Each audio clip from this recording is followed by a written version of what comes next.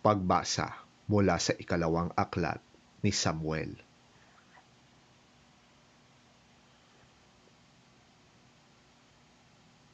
Kaya't inutusan ni David si Joab, ang pinuno ng kanyang hukbo.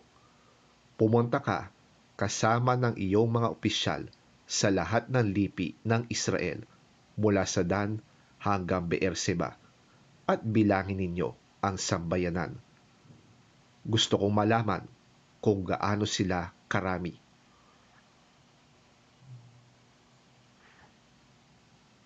Iniulat ni Joab sa hari ang kabuuan ng lahat ng mga lalaking maaaring maglingkod sa hukbong sandatahan. Sa Israel ay 800,000 at sa Huda naman ay 500,000. Matapos ipabilang ni David ang mga tao, inusig siya ng kanyang budhi. Sinabi niya kay Yahweh, "Nagkasala ako ng malaki sa ginawa kong ito. Patawarin po ninyo ako sa aking kahangalan." Kinaumagahan, pagkagising ni David, sa utos ni Yahweh, ay pumunta sa kanya ang propetang si Gad. Sinabi nito kay David, "Ito po ang ipinapasabi sa inyo ni Yahweh. Mamili ka kung alin sa 3 parusang ito ang gusto mong gawin ko sa iyo. 3 taong taggutom sa iyong lupain, 3 buwang pag-uusig ng iyong mga kaaway, o 3 araw na salot. Alin ang gusto ninyo para masabi ko sa nagsugo sa akin?"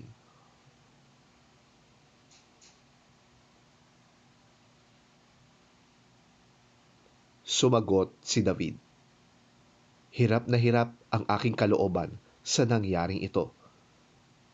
Sapagkat mahabagin si Yahweh, ang pipiliin ko'y ang tuwirang parusa niya, kaysa ako'y mahulog pa sa kamay ng mga tao." Kaya't si Yahweh ay nagpadala ng salot sa Israel, at mula sa Dan hanggang Beerseba ay 70,000 tao ang namatay. Nangyari ito mula ng umagang iyon hanggang sa itinakdang panahon. Nang iunat ng anghel ang kanyang kamay upang puksain ang mga taga-Jerusalem, pinigil siya ni Yahweh. Nagbago ang pasya nito at sinabi, "Tama na, huwag mo nang ituloy." Ang anghel ni Yahweh ay nakatayo noon sa giikan ni Arauna, isang Jebuseo. Nang makita ni David ang anghel, sinabi niya kay Yahweh, "Napakalaki ng pagkakasalang nagawa ko sa inyo, at ang mga walang malay na tupang ito ang nagdurusa. Ako at ang aking sambahayan ang parusahan ninyo."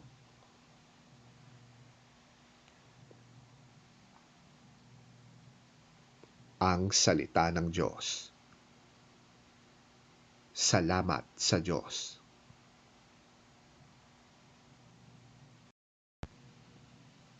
Ang mabuting balita ng Panginoon ayon kay San Marcos. Papuri sa iyo, Panginoon. Umalis doon si Jesus at umuwi siya sa sariling bayan kasama ang kanyang mga alagad. Pagdating ng araw ng pamamahinga, si Jesus ay nagturo sa sinagoga. Maraming tao ang nakarinig sa kanya, at sa kanilang pagkamanghay, nagtatanungan sila, "Saan niya natutunan ang lahat ng yan? Anong karunungan itong ipinagkaloob sa kanya? Paano siya nakakagawa ng mga himala? Hindi ba ito ang karpinterong anak ni Maria at kapatid nina Santiago, Jose, Judas at Simon? Taga rito rin ang kanyang mga kapatid na babae, hindi ba? kaya't sila'y nagduda sa kanya at siya'y hinamak nila. Dahil dito, sinabi ni Jesus sa kanila, ang isang propeta'y iginagalang ng lahat, maliban ng kanyang mga kababayan, mga kamag-anak, at mga kasambahay. Hindi siya nakagawa ng himala roon, maliban sa ilang may sakit na pinatungan niya ng kanyang kamay at pinagaling. Nagtaka siya dahil hindi sila naniwala sa kanya.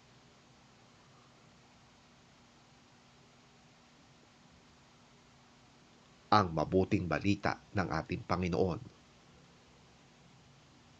Pinupuri ka namin, Panginoong Hesukristo.